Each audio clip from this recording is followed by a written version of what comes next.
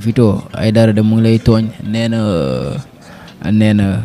yaa ngi nelaw donc di leen xamal ne kon la séance va reprendre d'un moment à l'autre parce que ñi nga xam te ñoo di député yi rejoindre nañu li nga xam te moo di leur place en attendant kon l'arrivée de li nga xam te ne moom moo di du président de l'Assemblée nationale El Malick Ndiaye kon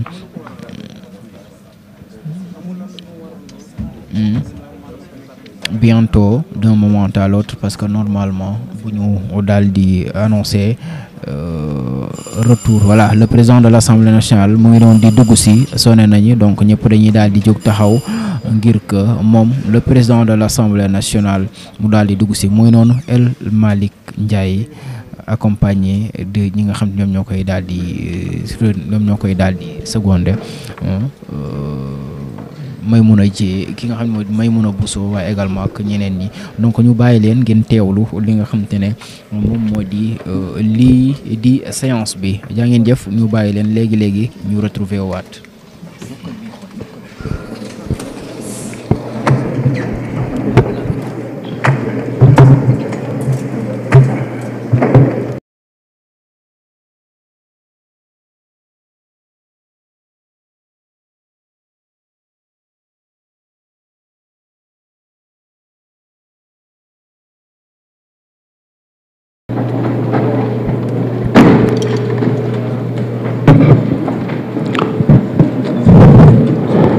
Chers collègues, la séance est réouverte.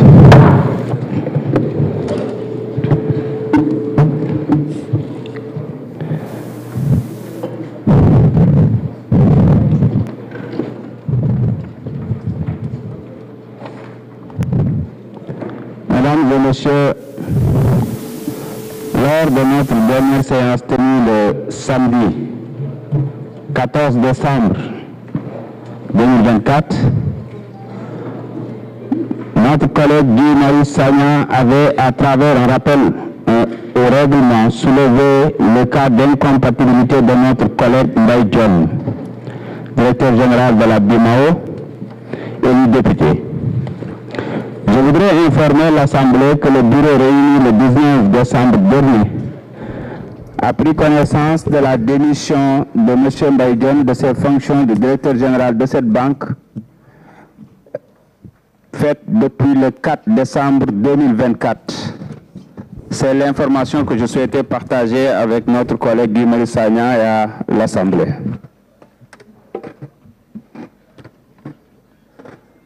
Mes chers collègues, l'ordre du jour appelle l'examen du projet de loi numéro 15/2024 portant loi de finances rectificative 2024. La parole est à M. Madi Danfakha,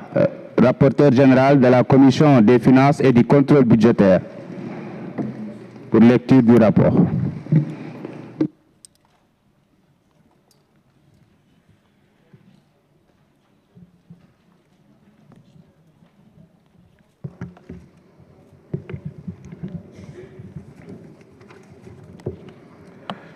Monsieur le Président,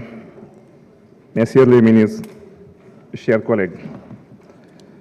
la Commission des finances et du contrôle budgétaire s'est réunie le lundi 23 décembre 2024 sous la présidente M. Chérif Ahmed Diko, président de la dite commission, à l'effet d'examiner le projet de loi de finances rectificative 2024. Le gouvernement était représenté par Messieurs Cheikh Diba, ministre des Finances et du Budget, et Abbas Fall, ministre du Travail, de l'Emploi et des Relations avec les institutions. Entouré de leurs principaux collaborateurs, ouvrant la séance, le président a, au nom de la Commission, souhaité la bienvenue au ministre ainsi qu'à leurs collaborateurs avant de lui donner la parole au ministre des Finances et du Budget pour la présentation du présent projet LFR. À l'entame de son propos, le ministre s'est réjoui de se retrouver une fois encore devant la représentation nationale pour présenter le projet de loi rectificatif au titre de l'année 2024. Il a d'abord rappelé que, conformément à l'article 47 de la loi organique numéro 2020-07 du 26 février 2020 relative aux lois de finances, la loi de finances initiale peut être modifiée par une loi de finances rectificative. Dans l'une des trois hypothèses suivantes, si les grandes lignes de l'équilibre budgétaire ou financier défini par la loi de finances de l'année se trouve bouleversé, notamment par l'intervention de décrets d'avance ou d'annulation de crédit. Si les recettes constatées augmentent ou diminuent sensiblement par rapport aux prévisions de la loi de finances de l'année, s'il y a intervention de mesures législatives ou réglementaires affectant de manière substantielle l'exécution du budget. En l'espèce, les ajustements proposés dans le projet de loi rectificatif trouvent leurs origines dans un contexte particulier marqué par une série d'événements politiques,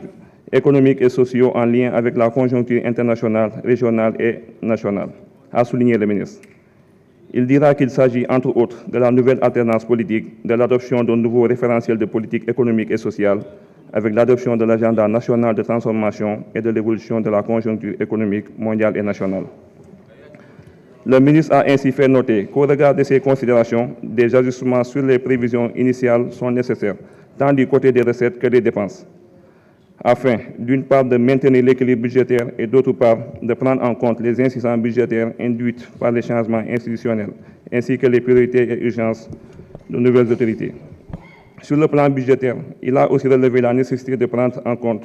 la forte réévaluation des dépenses destinées aux subventions sur l'énergie et des dépenses non prévues initialement relatives aux élections. À la lutte contre les inondations, notamment, ces dépenses ont nécessité les ajustements importants du budget initial, a-t-il précisé. Le ministre a ainsi informé que les ajustements budgétaires de ces différents événements se traduisent dans ce projet de loi rectificatif par une prise en charge des intérêts sur la dette qui nécessitent une prévision supplémentaire de 245,9 milliards de francs CFA en raison du renchérissement des conditions d'emprunt, des indemnisations des victimes de manifestations politiques préélectorales, des dépenses urgentes d'investissement estimées à 9 milliards de francs CFA, des mesures de soutien au prix des denrées de première nécessité par le biais de la régulation des prix pour un montant de 140 milliards de francs CFA, du soutien au secteur agricole avec un règlement d'arriéré d'un montant de 73,7 milliards de francs CFA, de la subvention au secteur de l'énergie pour un montant additionnel de 289 milliards de francs CFA destiné à soutenir les compensations tarifaires pour Senelec et aux pertes commerciales liées au blocage des prix à la pompe des hydrocarbures, de la gestion des inondations après les fortes pluies à la suite du débordement du fleuve Sénégal avec une mobilisation de 8 milliards de francs CFA pour les régions du nord et de l'est du pays, de l'organisation des élections législatives anticipées du 17 novembre 2024 pour un montant de 20 milliards de francs CFA,